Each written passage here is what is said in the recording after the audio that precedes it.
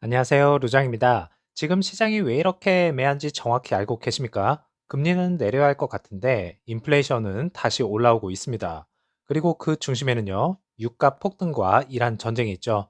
그래서 오늘은 연준이 왜 아무것도 못하는 상태인지, 그리고 우리가 지금 어떻게 대응해야 하는지 한번 풀어서 설명드리겠습니다. 지금 시장이 가장 혼란스러운 이유는 단 하나입니다. 유가 상승이 양쪽을 동시에 공격하고 있기 때문이고요. 유가 상승은 인플레이션 상승으로 이어지고 기름값이 오르면 물가가 전반적으로 상승하게 되어 있죠. 현재 PCE는 3.1%인데요. 목표는 2% 초과입니다. 금리 인하를 못하는 것이죠. 두 번째로는 유가 상승은 경기 둔화를 악화시킵니다. 소비가 미국 경제의 70%, 기름값 상승은 소비 감소, 금리 인하가 필요하죠.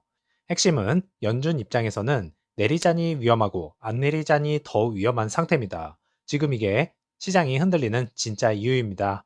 지금 연준 내부는 완전히 의견이 갈라진 상태입니다. 매파적으로는 인플레는 아직 안 잡혔다. 지금은 기다려야 한다. 비둘기파는 유가 때문에 경기가 꺾인다. 금리 내려야 한다. 과거에는 방향이 하나였는데 지금은 연준 내부도 확신이 없습니다. 그래서 나오는 결과가 돗 플롯, 금리 전망 각자 다른 방향을 보고 있죠. 여기서 대부분 사람들이 놓치는 포인트가 있습니다. 유가 상승은 인플레보다 경기를 더 강하게 죽입니다. 유가가 3개월 이상 유지되면 경기 침체 확률이 정말 급속도로 급상승하게 되어 있습니다. 왜냐면요, 소비 감소, 기업 비용 증가, 투자 위축으로 이어지기 때문이죠. 그래서 지금 시장은 인플레 공포보다 경기 둔화 시작 신호에 더 가까운 상황이라 할 수 있겠습니다. 이제 중요한 건 앞으로 어떻게 될 것인가입니다. 가장 위험한 시나리오를 설명을 드리자면 유가가 지속적으로 상승하고 금리 인하가 지연되면서 소비 둔화가 시작되는 것이죠. 이것은 증시와 코인을 동반으로 압박을 하기 시작할 겁니다. 시나리오 두 번째는 반등 트리거입니다. 유가가 안정이 되고 인플레가 완화되면서 금리나 기대 상승이 이어질 수 있다는 것입니다. 그러면 리스크 자산이 급반등하게 되어 있습니다.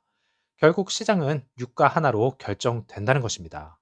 자, 그럼 우리는 지금 어떻게 해야 될까요? 첫 번째로는 지금은 방향 확신 구간은 아닙니다. 무리한 풀베팅은 절대로 안 되겠죠. 관망과 대응 전략이 맞습니다. 두 번째로는 핵심 체크 지표입니다. 유가가 90에서 100달러 유지가 이어지고 있는지 지속적으로 체크를 해야 되겠고요. 전쟁 지속 기간도 확인을 해야 됩니다. 세 번째로는 단기 전략입니다. 변동성 활용을 이용하게 되면 짧게 가져가는 게 좋고요. 방향 확정 전까지는 리스크 관리가 필수적이죠. 지금 시장은 확신보다 대응이 중요한 구간입니다. 정리하면 지금 시장은 금리 문제가 아니고 유가와 전쟁이 만든 변수 시장입니다. 그리고 이 상황에서 살아남는 방법은 단 하나, 방향을 맞추는 것이 아니라 변화에 먼저 반응하는 것이 가장 빠를 것입니다. EV 섹터주는 테슬라는 0.94%, 리비아는 플러스 3.2%, 루시드는 플러스 4.35% 상승했고요. 10.32불로 정유장을 마쳤고 애프터장에서는 마이너스 0.1% 하락하면서 끝이 났네요. 자, 현재 가격은 10.3달러, 핵심 데이터를 한번 보겠습니다. 시가총액은 약 33억 달러고요. EPS는 마이너스 12.62, 적자가 지속되고 있죠. 52주 최고치는 33달러고 현재는 10달러입니다. 아직은 턴어라운드 기업이 아니라 기대감으로 움직이는 종목이라 할 수 있겠습니다. 그리고 중요한 포인트가 있는데요. 오늘은 상승했지만 거래량은 평균 이하라는 것을 확인을 해야 됩니다. 9.9달러는 지지선이고요. 10.4달러는 저항선입니다. 그래서 지금은 박스권 안에서 움직이는 상태라 할 수 있겠죠. 그래서 오늘의 상승은 추세 전환이 아니라 단순 반등 가능성이 있겠습니다. 자, 10.4불을 못 뚫으면 다시 하락 압력이 가해지겠고요. 9.9불이 깨지면 추가적으로 하락 가능성이 열려 있습니다. 자, 그래서 매크로 영향을 정말 많이 받습니다. 유가 상승, 인플레 상승, 금리 인하 지연. 이게 왜 중요하냐면 루시드는 고금리에 가장 취약한 종목 중 하나라는 것을 저희가 알고 있죠. 오더플로에서 인플로우는 7.77 밀리언 달러, 아웃플로우는 9.78 밀리언 달러입니다. 순유출은 마이너스 2 밀리언 이상이죠. 자, 정리하면 지금 루시드는 반등 초입이 아니라 방향 결정 직전 구간이라고 저는 이렇게 보고 있습니다. 루시드가 드디어 유럽에서 첫 딜러 파트너를 발표했습니다. 독일 프리미엄 딜러고요. 단순한 확장이 아닐 것 같습니다. 루시드 전략 자체가 바뀌고 있다는 신호겠죠.